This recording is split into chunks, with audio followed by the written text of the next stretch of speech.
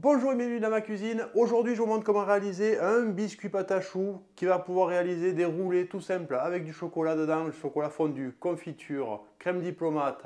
On fait ce qu'on veut, crème au beurre pour faire des belles bûches. On peut faire ce qu'on veut avec ce biscuit, ça remplacera la génoise. Allez, une petite gourmandise, c'est parti. Pour le réaliser, facile, il va nous falloir en faire une base de pâte à choux. Alors, j'ai 75 g d'eau, 75 g de lait, 30 g de beurre, 70 g de farine et 3 g de sel. Et 3 œufs sur les 6 pour faire la base de la pâte à choux. Ensuite, on va monter des blancs en neige, tout simple, avec 3 blancs d'œufs, 80 g de sucre. Et pour rendre ce biscuit et le garder bien moelleux, il y aura 50 g d'huile de pépins de raisin. Allez, c'est très simple, vous allez voir, on va faire une pâte à choux. Alors on met l'eau, on met le lait, le beurre,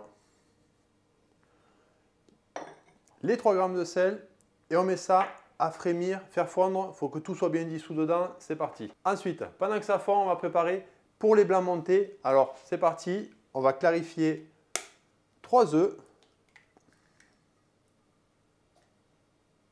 Ceux qui me demandent souvent quoi faire, par exemple là, avec des jaunes d'œufs, on peut se faire un petit sabayon sur des fruits avec un peu de sucre, le faire gratiner sous la salamandre du four. Ça fait un petit sabayon, des fruits frais, c'est un dessert super. Ou moi, le matin, je mange toujours des œufs. Je mets ça dedans, ça me fait une petite omelette un peu plus grasse, un peu plus onctueuse. Et voilà, ça me les passe. On va les mettre sous le batteur. Prêt à partir, on attend, on fait ça juste après.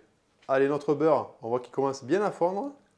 Voilà, ça frémit, notre beurre il est fondu, on y va. La farine, en un coup, on mélange bien dedans. On fait attention au début, le temps qu'on mélange un peu la farine, on s'enlève un petit peu du feu. On met le feu au minimum et on revient dessus. Vous voyez, on va bien écraser nos billes de farine et on va bien faire dessécher notre pâte. Vous voyez, il faut qu'elle soit bien sèche. Voilà, au bout de 30 à 40 secondes, sur un petit feu comme ça, vous voyez, on a la pâte qui est bien sèche. On va la débarrasser dans un saladier. Ensuite, on va mettre nos 3 œufs un à un dedans. Allez, on commence par un œuf, on le casse. Ça, c'est vraiment... là, on est vraiment sur une base de pâte à choux. D'accord? Allez, hop, on va bien mélanger. Et les œufs, on les ajoute vraiment l'un après l'autre. Vous voyez, sinon, ça va être trop compliqué à mélanger. Il faut bien mettre le four à préchauffer maintenant à 180 degrés à chaleur tournante. Que l'enceinte soit bien chaude quand on va enfourner notre biscuit. On y va pour le troisième et dernier. Ensuite, on va mettre l'huile de pépins de raisin. Ça, c'est ce qui permet de garder un biscuit bien moelleux. Voilà, une fois que c'est bien homogène, on peut le décaler, le mettre de côté. On va prendre nos 80 g de sucre. Les 3 blancs, on y va. Alors, on monte des blancs toujours en 3 fois, toujours. Premier tiers, avant de démarrer. Et les blancs, ça se démarre à fond. Là, maintenant que ça a bien pris du volume, on voit les traces du fouet, on met le deuxième tiers. 30 à 40 secondes après, vous voyez, ça n'a pas beaucoup changé. On voit toujours les traces du fouet, mais c'est un peu plus brillant. Ça veut dire que c'est terminé. On peut mettre le troisième tiers. On laisse tourner 10 secondes.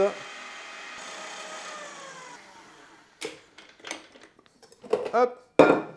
Voilà, on a des blancs magnifiques. Regardez-moi ça. Bien monté, ça tient bien. Moi, je démarre toujours un petit peu avec le fouet comme ça. On y va en 3 fois encore. C'est simple la pâtisserie. Toujours.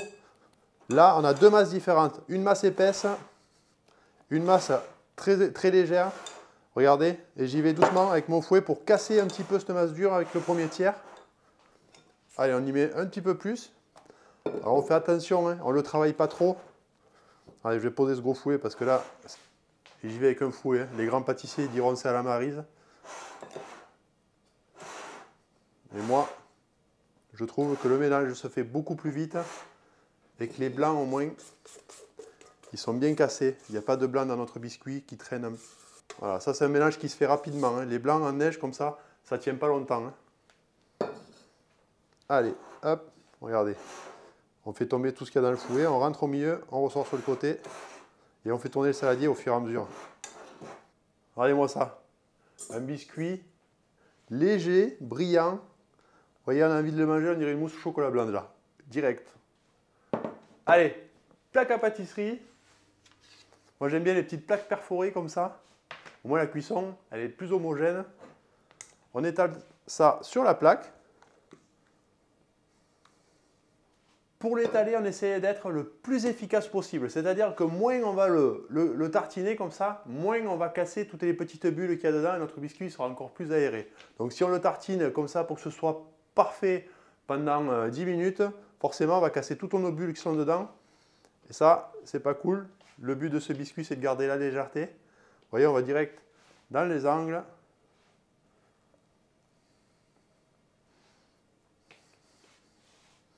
Allez, là, on est pas mal. Vous voyez, j'essaie de pas trop le toucher, pas trop le travailler, pas trop l'étaler. Comme ça ira impeccable. Maintenant, vous allez prendre 2 doigts, vous allez pincer le bord de la plaque comme ça. Vous allez voir, c'est pour éviter que ça sèche sur le bord, que ça croûte et qu'après on soit en difficulté pour le décoller de notre plaque. Ça peut très bien le faire avec du papier sulfurisé. Là, j'ai un petit silpat, c'est très bien. Vous voyez, j'ai fait tout le tour. Et maintenant, je l'enfourne 180 degrés, 7 minutes. Je vais lui faire faire un demi-tour et 7 minutes. Au total de cuisson, 14 minutes. C'est parti. Allez, 7 minutes. On fait le petit demi-tour.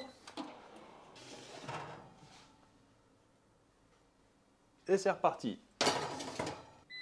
Allez, voilà le résultat. On peut éteindre le four. Regardez-moi ça. On a un biscuit extrêmement moelleux, magnifique. Oh, ça, c'est merveilleux. Allez, on le laisse reposer 3-4 petites minutes et je vous montre comment on le démoule.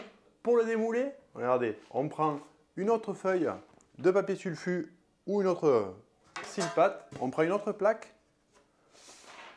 on le retourne. Et ensuite, vous voyez, avec la plaque, on vient chercher le papier là, on décolle bien, on vérifie un coup d'œil pour voir que ce soit bien décollé. Et ensuite, on tire et on fait venir la plaque tout doucement comme ça. Au moins, si jamais notre biscuit il colle, on ne le casse pas. Vous voyez, oh là là là, ça. Et voilà, une astuce de chef. Regardez-moi ça, il est extra moelleux. Ça, c'est merveilleux. À garnir, on peut garnir ça avec de la confiture, du chocolat, ma petite crème diplomate, si vous avez regardé la vidéo de la pâtissière, une crème diplomate, des petites poires pochées dedans, de la sauce chocolat, on roule, oh, ça nous fait un dessert magnifique. On peut faire des bûches, des petits roulés tout simples pour le goûter, vous allez voir, c'est un vrai petit délice. J'espère que cette vidéo vous a plu, si c'est qu'à penser à la liker, la partager, la commenter, vous abonner en cliquant sur la petite tête qui est juste là, à regarder d'autres vidéos. Moi je vous dis à la semaine prochaine et à ta vue.